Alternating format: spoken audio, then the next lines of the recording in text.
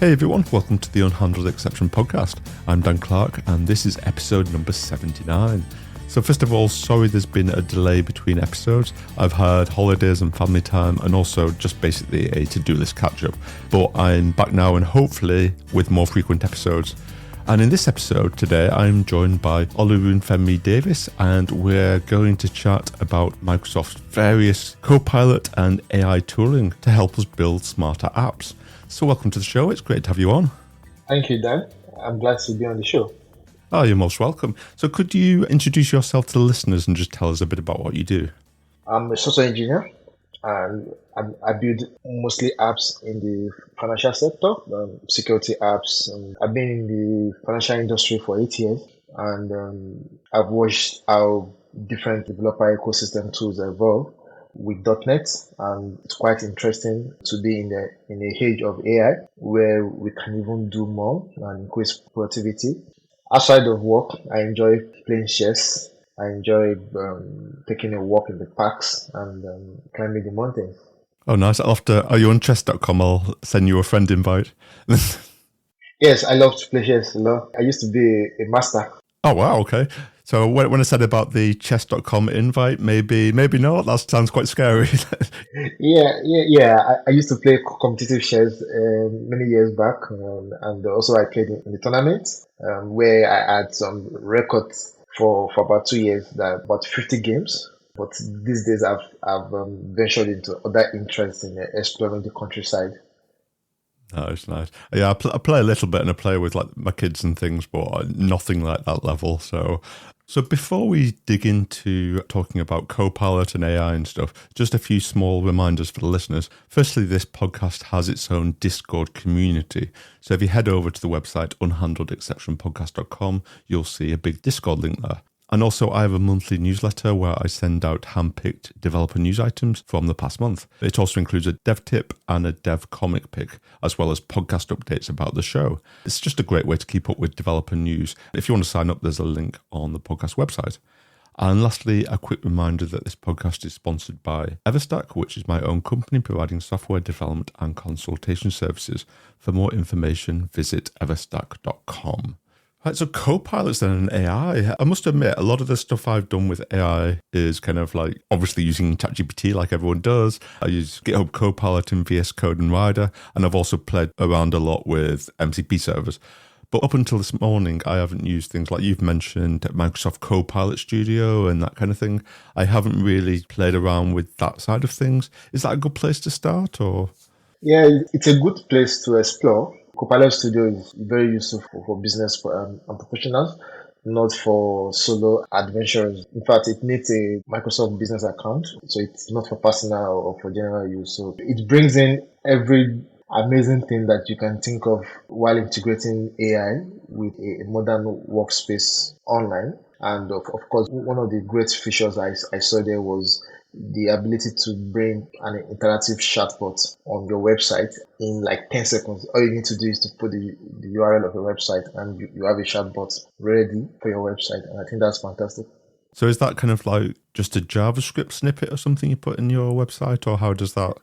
I think you have to embed it in.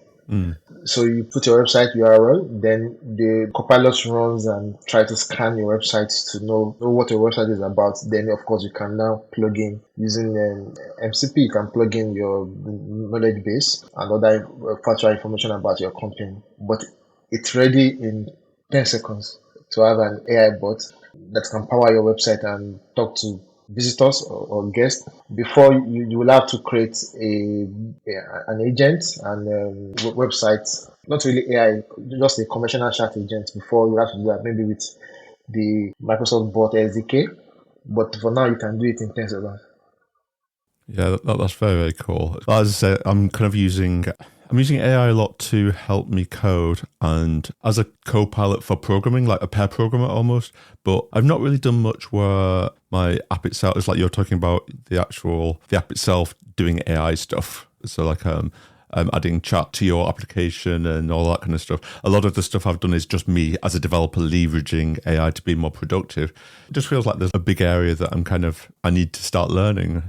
Yes, it's very interesting because, it's like a few years ago, you have the low code platforms where you can drag and drop and create flows and you can deploy those flows and they run. But now the Copilot AI Studio brings a kind of a modern interface where you can actually set up agents. For example, you can create agents on the fly.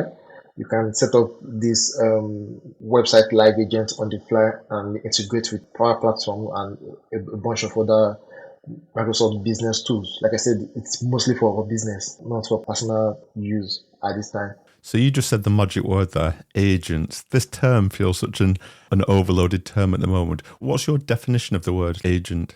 I would use a more commonly term, which is called connectors. So an agent is basically a connector, a tool that connects an end application to a smarter system, like a large language model. It comes in between it. So you can have agents that connects to your IDE, and it can read your code, and it can take data from your IDE, and then it can improve that data and send it over to the large language model, and it of course it brings back the results. So before now, I used to have connectors. For example, on Azure, you can have a connector that talks to SQL Server, have a connector that talks to Cosmo DB. So an agent is the same kind of concept for LMMs. As I say, it's kind of like I've just set up this Copilot Studio for the first time today, so I'm just playing around with the UI this morning. Oh, fantastic. And yeah, I can see I can just create agents, and when I create one, it can then, as you say, like I can add connectors to all sorts of stuff. Like I'm just looking at the list, like WhatsApp, Slack, a web app, Twilio, all various things. And then, like, obviously, we mentioned MCP. That's a good thing to talk about, actually, MCP servers, because that's actually become like huge at the moment. But you can connect to various tools and MCP servers and things, but then also like just interact with an LLM. Am I right that this is part of the Power Platform? So, because I know you've got like a Power Apps and Power Automate and all of that kind of stuff in this Microsoft stack, which again is just another thing which I've played around with a bit, but not hugely. But it looks like, just looking at the UI, it looks like, in fact, if I click on the ... it has got the various Power things as part of the UI as well. Exactly. I think it's part of the Microsoft 365 Copilot ecosystem of tools. Yeah, when even like this, clicking through, there's this thing called flows where I can like comment. Yes. Like it's like you were saying about like I think you mentioned logic ups or that kind of thing before, or Yes. no code, sorry. And yeah, you can like create diagrams of workflows and stuff, which it looks quite cool. It's very logic app like it feels. Yeah, definitely. And of course, agents, like I said, agents helps connect with your external CRMs. Like you can connect with Microsoft Dynamics, and then you can connect with Salesforce and different kind of agents. So many enterprise software providers provide agents, just the way a company can create SDKs that helps developers integrate into their products. Same way also companies create agents that helps people that want to integrate their application via AI to connect with their product as well. So it creates that bridge. And it's going to, I think agents are in the future, agents are going to be more than applications actually. Yeah, I know there's talk about making them quite specific so that they don't go off and do lots of things. I kind of wonder whether agents are going to be the new microservice kind of thing where a service is just an agent which does one thing and then can talk to other agents. And I know you've got all this agent orchestration stuff. And yeah, it's interesting, like you mentioned at the start about, you said you were quite interested in how AI is suddenly becoming a huge thing. And I think it's just the way things are changing so quickly now. I guess a lot of developers kind of wonder, how do they keep up with all these changes going on? Yes, wondering how to keep up. It's a big challenge now for millions of developers and engineers there. While engineers are focused on building the tools and building the core products in software, the developers focus on leveraging on these tools and using them on the end applications. The main concern there I see would be, if you look at the fear that people have that AI is going to replace jobs. It's kind of something similar to how the smart car ecosystem is pushing for full self-driving. Ultimately, we eliminate the need for drivers. There are millions, if not billions, of drivers across the world. Almost every car you see today has a driver. And then the idea of pushing the full self-driving car, it's definitely going to eliminate them. Many of them are powered by AI, some of them complex algorithms, but I could see the same thing happening also in software, where almost 40% of the jobs will actually be eliminated. So developers should be concerned about how to evolve to not get left behind that evolution, because to me it looks imminent, something that is going to happen, and the developers that have adopted AI will be in the frontier of still doing stuff that matters. Yeah, I agree. And I do feel that for developers, the initial big hit is going to be against junior developers, because like juniors start off and a lot of the work they do initially whilst they learn is kind of stuff that AI can more do now already. So I think companies are kind of finding, well, okay, we don't need junior developers. I get that short term, but long term, it's kind of like everyone's got to be a junior developer at some point. Yeah. So what's that going to do to the industry long term if junior developers can't find jobs, so they never get to become experienced developers? But I think you're totally right about, who was it that came up with the term, you're not going to lose your job to AI, you're going to lose your job to another developer that uses AI or something like that. Like if you don't use it yourself. Yeah. I heard that phrase. I can't remember who said it. I heard that phrase, and it's true, but I think it's even going to be more than that. In the grand scheme of things, I think software development is really going to change. We have to look at the origin of software development. I'm not so old in terms of writing software. I've been writing software for maybe 13, 14 years now. But I believe during the days of COBOL and the Fortran, it was even more difficult to write code. Now you can set up an IDE within 5 minutes, and then you can spin up an emulator and you start running your code. You start testing. You can with npm and nuggets. You can bring in packages from everywhere and you can build. But before it was much harder. I think the AI is going to significantly change how we code, how we build software actually, and there's a lot of changes that is going to be experienced in that notion. Yeah, I think a lot of the skill set is going to be untangling what AI creates. Because I find I'm trying to use AI for as much as possible. There's some stuff where it kind of like greatly improves my productivity and it's like that saves me so much time. But there's other stuff where, when you use ChatGPT and you're typing into it, and if it gets something wrong, it's so convincing that it's right. It sounds so convincing, even if it's just talking rubbish. I've found the same with GitHub Copilot and that kind of thing, creating code. If it takes you down a rabbit hole, then it's so convincing that it's the right rabbit hole to go down. And you almost get sucked down this rabbit hole. And there's been times when actually I've lost quite a lot of time, when actually if I'd just done it myself in the first place, it would be much faster, because I've had to like work out what's it done and then that kind of thing. So it's got, like, hopefully over time that'll improve as models become more advanced. But I do think where people are using this term vibe coding, where people that are less technical are just throwing out apps left, right and centre, trying to vibe code it and not understanding what's going on, we're going to hit a bubble where actually those are going to have so many different security vulnerabilities and lots of issues with where developers are going to be needed that can understand all that and can pick it apart. Exactly. And I think Copilot has done a fantastic job in reducing it. When I was evaluating different AI models that we have, I decided to pay for Copilot. And then I have Gemini Pros as well, but the integration on my IDE is not as good. The extension, for example, the VS Code extension on the IDE is not as good. So I use the Copilot AI, and what it does in reducing this hallucination is that the agent really has all the work to do in terms of validating the inputs and the output from the AI. So sometimes the agent, that's the agent on your IDE, it sends the request even back to the model to verify is this correct? Is this accurate? Is this consistent with what we have? And you get to see from the logs this back and forth conversations with the AI, and it's doing this, and sometimes it goes back to verify, and after a couple of seconds, it brings the final result out, and then you get to see that the result is even better and even more accurate. One thing I found with the Copilot stuff is I know a lot of people will just like go into the chat and have a conversation with it to actually fulfill a requirement. One thing I've found works better is to actually create a prompt file, like a Markdown MD file, and put as much information about my requirement as possible in that one prompt, and then basically just give it as much context as I can.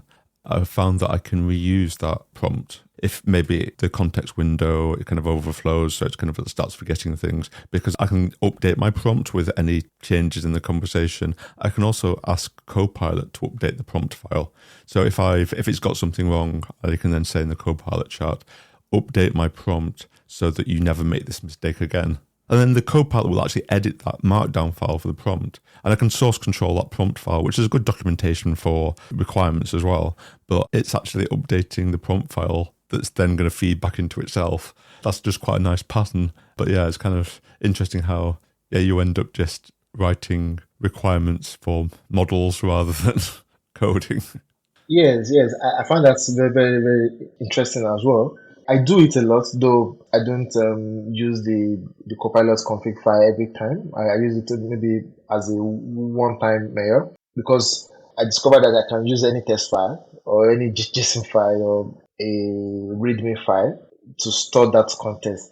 So on the free version of Copilot, you have a very limited context window, and then the AI can lose the memory of what it's doing, so you have to create a new chat. On the paid version, you have a much larger context window there. I have not been able to exhaust it, but I still save what I'm doing as well in that file. And I also noticed that the Copilot also creates some kind of hidden files where it keeps track of its reasoning. For example, if it needs to work on a very large numbers of files, the Copilot creates like test files in the background, and then it updates its reasoning process like a cache, where it goes there and it reads, okay, now I'm in line 75, then I need to process line 75 to line 400, then it updates the file. So it's doing this even in the background without providing that configuration file. But I think that configuration file is very, very helpful as well.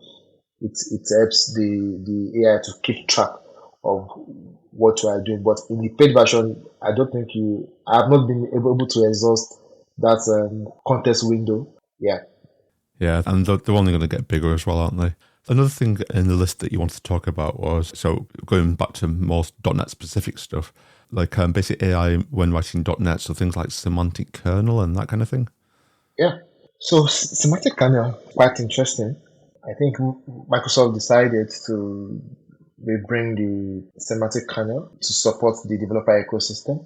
And it is a very, very interesting move because many AI providers, they build tools that help developers. And the Microsoft has brought an SDK. It's an SDK actually that helps .NET engineers easily integrate into language models. I've played with it. I've built a demo app using semantic kernel, and we're able to talk to OpenAI, Azure AI, and other AI models out there, and it makes it very, very easy to compose your prompts to get results from any language model that you have there. So basically, it brings that convenience specifically for .NET engineers, and that's one of the best things. In the past, when there's a new innovation in the market, it's usually very late. The .NET ecosystem gets such kind of updates very late. There's very little support. Somebody might start building that support from the open source community, but Microsoft decided to build this first time, and they've been improving on it to help .NET engineers, and I think that's very, very fantastic. And of course, MCPs too are there as well. I've built MCP servers that connect to VS Code to talk to an API project. Then the API project talks to my database. So basically, for example, when I'm trying to seed data into my code, or I'm trying to get some insights I want to bring from my data, then I can use an MCP server to connect my VS Code. It's a way of bridging your IDE to your data or to maybe an external API or something. And when you do this bridge, functionally it becomes a kind of an agent. When you package your MCP server and then from your prompt, it can get data from your MCP connection. Then it becomes a kind of an agent because it bridged that gap from your own data source, your own powerhouse, your data warehouse, and it brings that power into your IDE or into your AI applications. So it's a very, very good feature for .NET developers to use, and I've noticed a lot of people are using it now, which is quite interesting. Yeah, MCP servers just seem to be blowing up, and there's so many people creating them and companies and integrations and stuff. The way I kind of think about MCP servers really when I try and explain it is like where you've got a web API which exposes endpoints. It's like one of those, but it exposes something called tools instead. But the difference is these tools or endpoints, whatever you want to call them, these tools are designed for a language model to decide to call. Obviously, the language model isn't calling it itself, but like when using like VS Code, like GitHub Copilot, for example, and you connect it to MCP server, because these tools, they always expose a description, but the description of the tool is designed for the LLM. So the LLM has a requirement, which is a prompt and stuff. It's got a list of tools it can call. And then because it knows the description of each of the MCP server's tools, then the LLM can say, okay, to fulfill this requirement, I need to call this tool, and that tool can perform an action, or it can get data from a database or a downstream service or something. It's so powerful because your MCP server is just code. It can do anything you want. It's like the Playwright MCP server can launch a browser. So it is just code. It's so powerful. Yes, I think that's very, very fantastic because even the integration with the Windows operating system or any other operating system is also fantastic. For example, it could launch a process, launch a browser, execute something on the command line. And I think it's quite interesting as well. It opens the door for a lot of desktop automation and creating flows that helps, for example, software testers. They do a lot of automation, UI automation, desktop automation, and I think that can really help to improve that as well. Yeah, definitely. Going back to the semantic kernel, I know like in .NET, we've now got this NuGet package, Microsoft Extensions AI, which does kind of like what you're describing is a very simple way that your code can talk to various different models and stuff. What does semantic kernel add on top of that?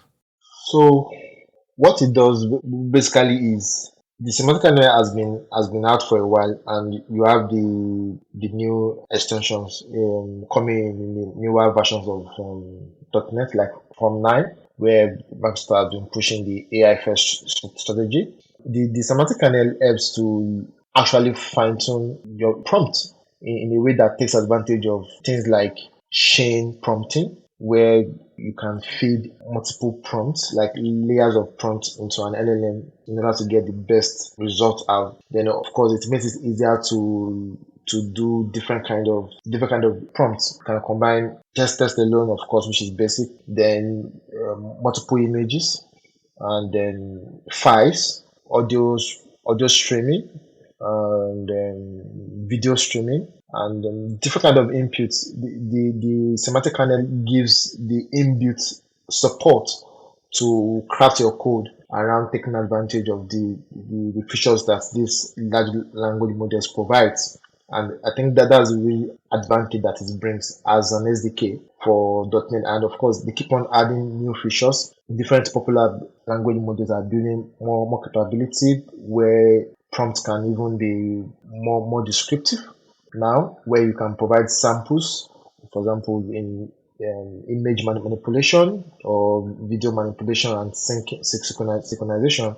The semantic kernel allows this to be done elaborately in .NET. Without it, you will have to rely on using REST APIs, interacting with the public REST methods with those large language models. But in semantic kernel, you can do that within C#, and that is where it brings the advantage. You have the inbuilt C# advantages there in terms of application object lifecycle and then memory management with streaming and manipulating videos. It just makes it easy in the .NET ecosystem. Without it, we'll have to rely on REST.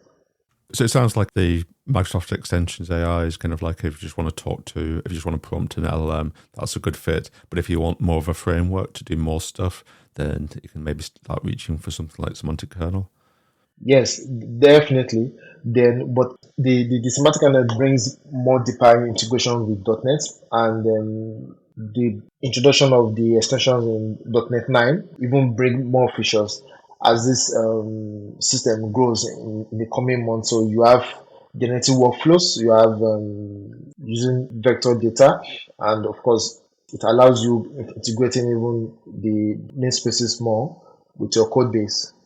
Yeah, that's very cool. I think it's interesting how this stuff's going to go. I don't know whether you've seen the videos that Steve Sanderson's done with the Blazor stuff, where he's actually, it was something like filling in a form report about something about a car. If you're reporting a problem with your car, I think it was if he's selling a car, and when he was using the UI of this demo app he had built, he was literally talking to the website and saying, oh yeah, my car's got the left front wheel has got a bit of wear and tear on it, the right door has got a bit of a bump on it, and that kind of thing. And as he was talking, the form to sell the car was filling in, and it was filling in various drop downs and components, and it was all like driven by the AI stuff. I'll include a link in the show notes for any listeners that haven't seen that. But yeah, it's using all this like various .NET libraries to do AI stuff. But actually, as I said before, a lot of the stuff I've done in AI is just me trying to be more productive as a developer, like using it to write code and save me time. But this is kind of like more like your app itself using AI, which is, yeah, very, very, very cool. Fantastic. So we are actually very quickly running out of time. Was there anything else you wanted to cover before we do wrap up? Yes, I will just talk about the black box problem. So basically, as AI models become more sophisticated, and then they get to choose a more efficient way of creating software, then humans might be left behind in terms of being able to comprehend some of the codes or some of the way they choose to solve these problems, because AIs are language agnostic. So they might choose to create other kind of languages, better programming languages, the most efficient programming languages. If the goal is to have a software, then AI might choose in the future, AI might choose to build it in their own way, which of course we won't be able to comprehend and we won't be able to be accountable for. And it's a big problem that I think needs to be discussed even more. So this lack of transparency potentially makes it difficult to troubleshoot, even optimize from the human perspective. And I think that's one of the problems that should be discussed even more regarding the fears of AI. Yeah, it's interesting because like programming languages have been written so that humans can write and read it, and then obviously programming languages then compile down to like machine code kind of thing. But as in, if AI is writing all the code, does it need to be in a format that humans can write and read? Like I'm talking about a bit further down the line now, but it's an interesting thing. Are programming languages the optimal thing for an AI to be doing? Yes, I think in the future it's going to be inevitable. And like you said before, it is going to lead to the scaling of developers, where the developers will not be required to write the fundamental code required to power software, efficient software. And then, of course, it is going to lead to lack of ownership. The AI will actually have ownership of sharp codes, and of course that will create a difference in business market as well. And then there are of course other ethical implications of AI-driven development that can also be brought in, more security risks, bias propagation, and of course the illusion of productivity when a developer is over reliant on this AI. And then I think what developers need to do also is to evolve so that they don't get left behind. Yeah, I definitely agree. So I'm afraid we are going to have to wrap up because we're almost out of time. Shall we do dev tips? Okay. I think having more conversational discussion with Copilot has been amazing. It's integrated into Windows 11 and on the browser, where I get to talk with Copilot, and it can reason. I know there's still some boundaries there where it doesn't like to discuss some topics, but it's almost like the future of science fiction for me when you can wake up and pick up Copilot. So I think that's very interesting. The future where you can talk with your AI and discuss your days, and as you're discussing your days, it is in the background is updating your calendar, it is scheduling emails, it's creating meetings and appearing to draft an email. Or I think that's fantastic. Yeah, this is something I look forward to more improvement in. Yeah, I agree. I kind of like, we started using like AI more with meetings at work and just getting AI summaries of meetings, like the key actions and stuff, and like the main points is so powerful. So just, we can see like why AI should be introduced into all our different apps. And some things I feel it's a bit gimmicky, but then there's some things which are genuinely really useful, like this kind of stuff. Yes, it's really very useful. And there was one of these features that I was testing as well, elsewhere, where you could share your screen with the AI, and then it can actually tell you what's on your screen, and it can guide you, press this button or press this button. But so the moment we give AI ability to actually operate the computer, it's going to be very, very interesting. And I have a pet project that's actually trying to do that, give the mouse control to the AI, so it can actually launch programs because it can see what's on your screen. It can actually launch programs, type input, run the PowerShell, and execute anything. So I think somebody else might be working on that as well somewhere, but something that we are looking forward to. What could possibly go wrong? Security, somebody hacking your computer and I know. taking over, definitely. You go out, leaving it doing its thing, and then you come back and it's kind of like spent £2 million worth of stuff and started a business for you or something. Yeah, maybe. On YouTube, I see a lot of people using vibe coding to create very useful utility tools, and I think that's fantastic. To build a tool in 3 days, and then it's very useful. You find a niche, people are using it, and the tool is doing its work and it's solving a problem. I think that's fantastic as well. Yeah, very cool. So my dev tip is, and this isn't really AI related, although it does have an AI features, as most things do now, but I've recently started using a piece of software called Raycast, which I've not heard about it up until recently because I use Windows and it's only recently become available on Windows. But it's one of those, those apps where you can press like Alt and space anywhere in Windows and you get a pop-up and you can type in an app you want to launch, and it's super quick, a quick way of launching apps, or you can have shortcuts which open websites or do various things like searching for files. And I know Windows Power Toys has one called Command Palette, I think. It does. Yeah. So it's a similar kind of thing to that, although this is so I got the invite through because it's on beta for Windows, so I got an invite through. So I thought I'd try that, and it is so good. As in, it's so it's just immediate, it's so quick, a lot faster than the Command Palette and Power Toys, and it's just so clean and everything. It's just so powerful. So I thought I'd just share that. It is invite only at the moment, but if the listeners want an invite, just drop me a message and I can send you an invite through. But yeah, so that's my dev tip. So before we wrap up, where's the best place for listeners to reach out if they want to get in touch with you? LinkedIn, yeah. LinkedIn, yeah. I'm very open to accepting connections on LinkedIn. Yeah, that would be the best place to reach out to me. Did I see that you had popped up on our Discord community as well? Yeah, I'm in Discord. Cool. Yeah, just a reminder to the listeners, if we go to the podcast website, then there's a Discord link there, so we're trying to grow the community there as well. Awesome. Well, with that, thank you so much for joining me on the show. It's been amazing having you on. You're welcome, Dan. I'm glad to be on your podcast. It was a pleasure. And thank you everyone for listening. And a quick reminder that this podcast is brought to you by Everstack, which is my own company providing software development and consultation services. For more information, visit everstack.com. And if I can ask everyone a huge favour, if you're enjoying the podcast, please do help me spread the word on the socials. I normally use the hashtag unhandledexception, and I can be found on the main ones, Blue Sky, which is danclark.com on Blue Sky, and also I'm available on Discord as well, on our Discord community. We will include links to all the things we've mentioned today in the show notes, which can be found on Unhandled Exception Podcast.